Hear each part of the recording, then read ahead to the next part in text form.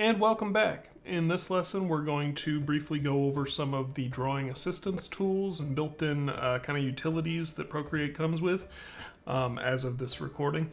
Anyways, if you're watching from the far future, there might be some new ones that I don't mention. Woo! That'll be a fun joke in 5 years. I don't know what's wrong with me today. Procreate has a couple of tools that I think elevate it to being, well, absolutely did elevate it to being the digital program that made me stop sketching as much professionally in traditional media and finally adopt digital drawing compared to certain other ones. So let's get into it. We're going to go up to the wrench again. We're going to go into, you've got all these different subheaders here. We're going to go to Canvas is where you'll find these. The first thing I want to talk about is the reference item. So this will pull up a handy dandy little subplane that has a couple of options in it. Right now it's blank because my canvas is blank. This is if you want to have a reference image without taking up a layer in your actual piece of artwork. You can have an image brought up over here that'll just hang out in its own window that you can drag around, you can move, you can zoom in on it if you want to have specific details. That's quite useful. It still takes up a little bit of screen real estate, but you can resize it, you can zoom in, it'll go down to a minimum size, and if you ever want to set it up to real size, just do a double pinch and it'll bring it back to its kind of default appearance. That's great if you're working from a reference. I do a lot of work from photographs, or I'll pull up references from Pinterest or something for pieces that I'm designing. If I'm drawing a sci-fi tank or something, I'll have a picture of a real tank or some detail that I want to get right there. Great tool, no complaints. The next one, I'm actually going to pull up a different artwork to show off a little bit. So again, if I go to reference and leave it on canvas, this will show me my current canvas, which seems a little weird at first, but this is actually a fantastic feature because what happens a lot in digital sketching is you'll be working on some detail over here and be like, oh, this is really important. I've got to, okay, I don't even know what layer I'm in. Oh, I'm in that dude. It's a bad layer. I didn't like that dude. So you'll be working on something over here and you get really into it and you're like, I want to get more details in. And then if you look at your actual big picture view right here, you can't see anything that's happening right now because it's such a minuscule detail. This is really nice for two things. Keeping your overall composition kind of in mind from like a bird's eye view. And if you're like me and you get hyper fixated on tiny, tiny details, it's good to remind yourself by glancing at that, hey, the thing I'm working on is like 0.1% of the actual canvas and maybe I don't need to spend quite so much time on it. That might have happened a couple times on this piece. Anyways. That's from the gaming project that we're working on right now. It's called Sea of Cinders. It's a science fiction Dungeons & Dragons expansion that myself and a couple other artists are working on. It's a lot of fun. So there's links. I mean, you're on that channel right now because I'm not going to make another channel for this. So look around. And then let's see. We want to get into the drawing guide tools, which are some of my favorite things. So if I toggle on this drawing guide over here, that by default will just put a grid on your canvas, which is a useful reference just to have. But if we go to edit drawing guide, there's actually a lot of options here. Down on the bottom, very quickly, you can change the opacity of the grid, you can change the thickness of the grid. Functionally, those two things wind up being almost the same most of the time, but whatever.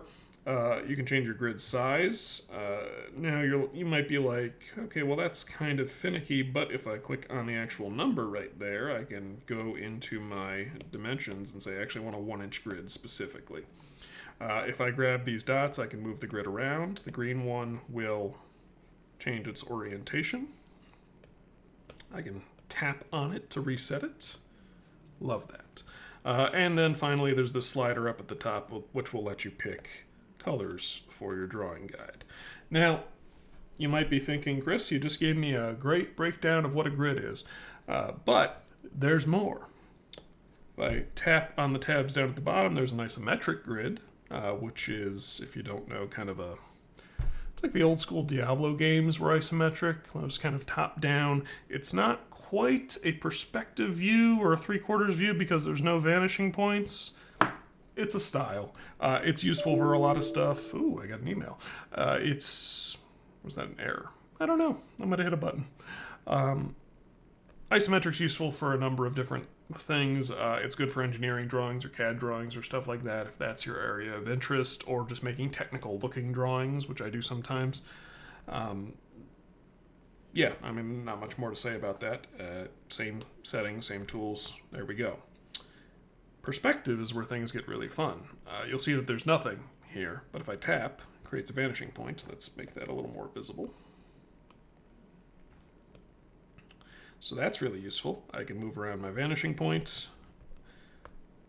I can tap again to create 2-point perspective.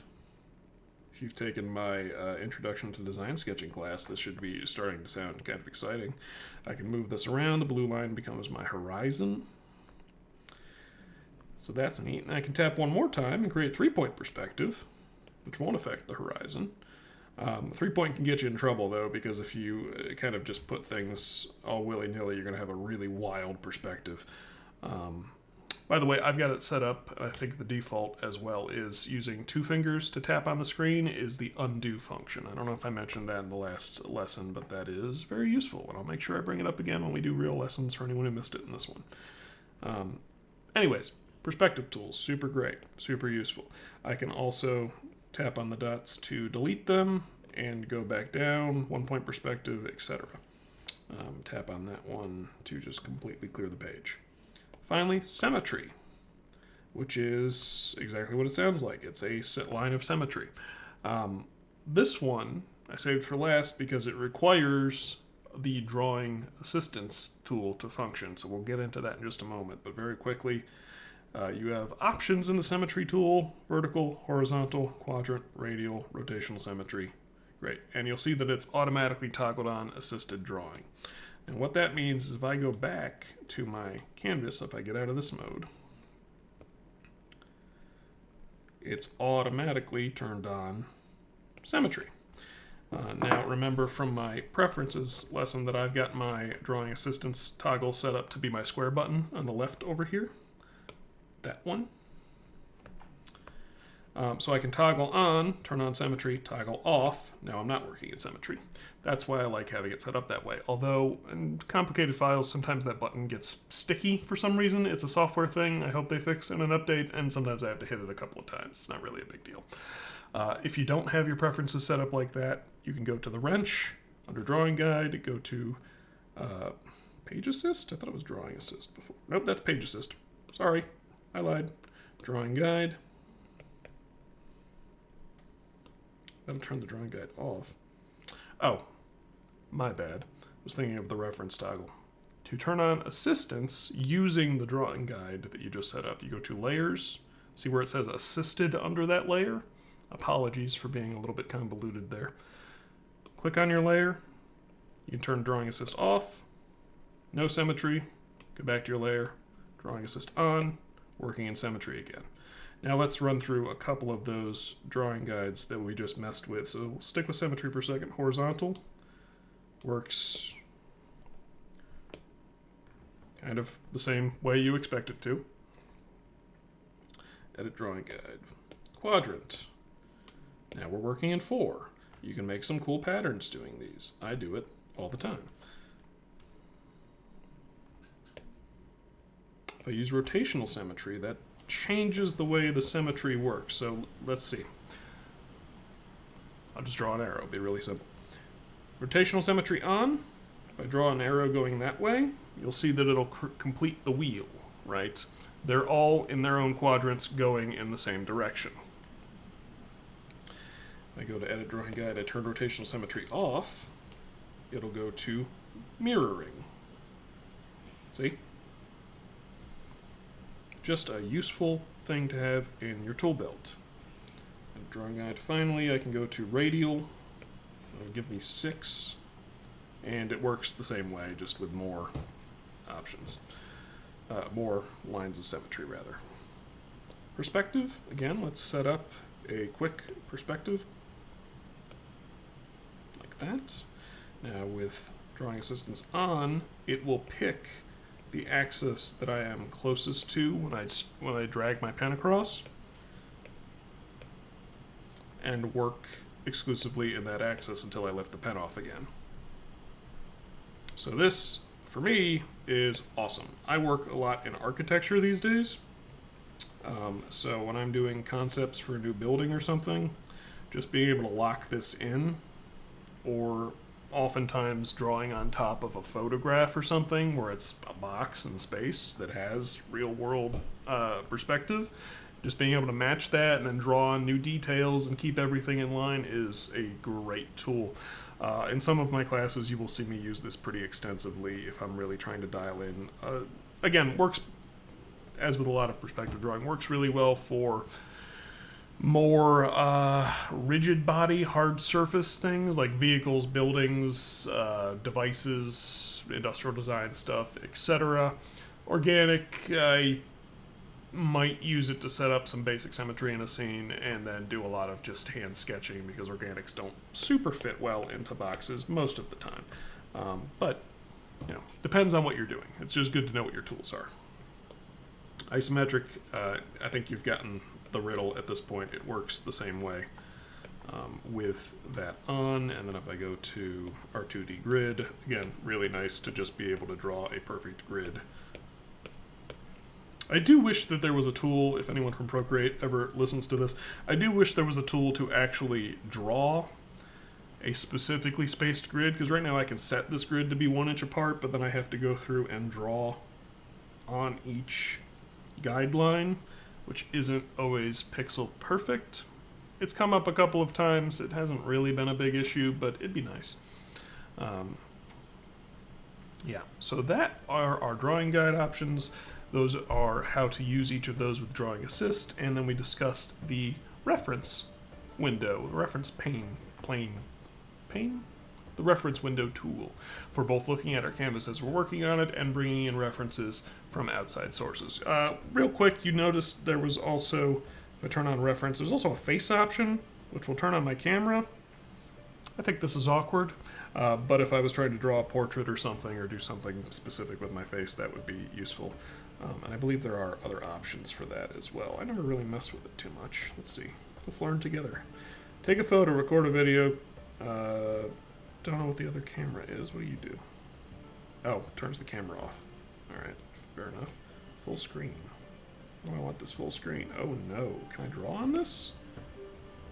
No. All right, this is just for taking an awkward photograph of the bottom of my chin. I need to shave. Okay, that's enough for now. See y'all later. A really quick addendum, PS to the last video where I talked about the face mode. You just saw it right there. For some reason, it will give me a horrifying death mask if it actually gets a full image of my face and my hand isn't blocking it or something. And I did notice that it puts these guides out on the canvas for you. I have never used this tool, so I'm not going to pretend to be the expert on why it does this. I just thought it was a little funny and slightly terrifying. I don't love it.